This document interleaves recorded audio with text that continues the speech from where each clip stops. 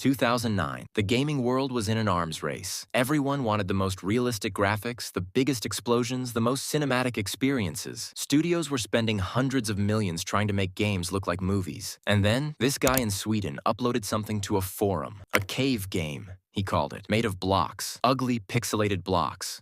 No tutorial, no story, no mission. Most people didn't even know what to do with it. But 5 years later, Microsoft paid $2.5 billion for it. This isn't a story about business strategy or market trend. This is a story about a quiet programmer who accidentally created something so powerful, it scared him. A story about what happens when your hobby becomes the world's obsession. This is the unfiltered story of Mojang.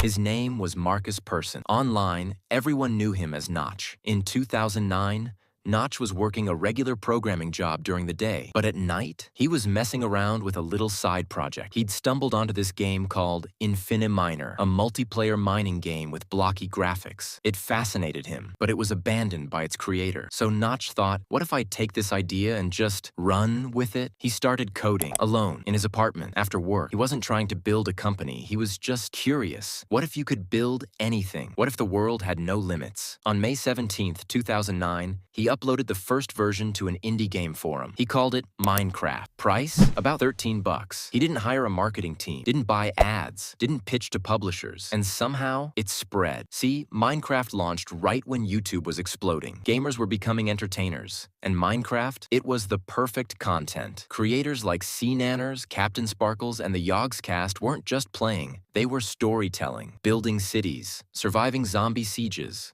pulling pranks on each other. Minecraft wasn't a game you beat, it was a game you lived in. By 2010, Notch had sold over 1 million copies. 1 million. From his apartment, without a single dollar spent on advertising. He quit his job, brought in some friends. They formed a little company in Stockholm and called it Mojang. They thought it was just the beginning of something cool. They had no idea. By 2011, Minecraft wasn't just popular, it was a phenomenon. 4 million copies sold, and the game wasn't even officially finished yet. Notch and his small team were now running one of the most successful indie studios in history. But here's the thing nobody talks about. Notch didn't want to be famous. He was an introvert, a programmer. He liked working in peace, experimenting, building things quietly. But now, every move he made was scrutinized by millions. If he added a new feature, half the fan base would love it. The other half would send him death threats. If he changed how water worked, people accused him of ruining their childhood. If he took a break, they called him lazy. The thing he loved, coding, creating, was becoming a nightmare. In interviews, Notch started admitting he felt trapped. The game wasn't his anymore. It belonged to the community, and they had expectations. Endless expectations. Then, in June 2014, he tweeted something that changed everything. Anyone want to buy my share of Mojang so I can move on with my life? Most people thought he was joking. Microsoft didn't. Microsoft had been watching. They didn't see Minecraft as just a game. They saw it as a platform, the new social network, the next generation of digital creativity. 3 months of negotiations, lawyers, meetings, and then, in September 2014, it was done. $2.5 billion.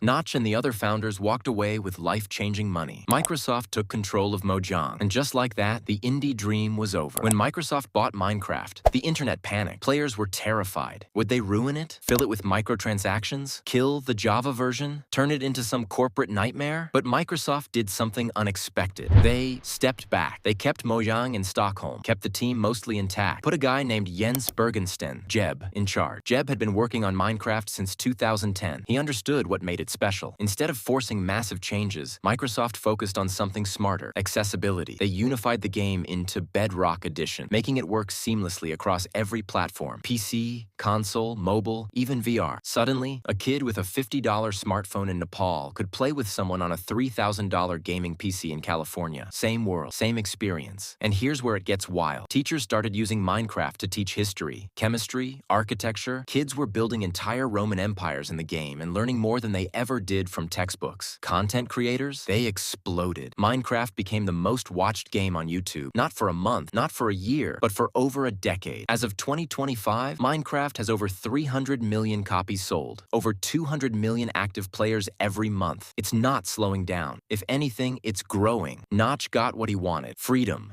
Money. He bought the most expensive mansion in Beverly Hills. But years later, he'd tweet about how isolated he felt, how the money didn't fix the loneliness, how walking away didn't erase the pressure. Success is complicated like that. Mojang proved something important, though. In a world obsessed with hyperrealism and billion-dollar budgets, sometimes the simplest idea wins. Minecraft succeeded because it gave us something we all forgot we needed: freedom. The freedom to build, to explore, to fail, to try again. No quest markers, no right way to play, just you and a world of infinite blocks. The indie project is gone, the empire remains. But for the kid opening the game for the first time today, it's still just a world of blocks. And that's all it ever needed to be.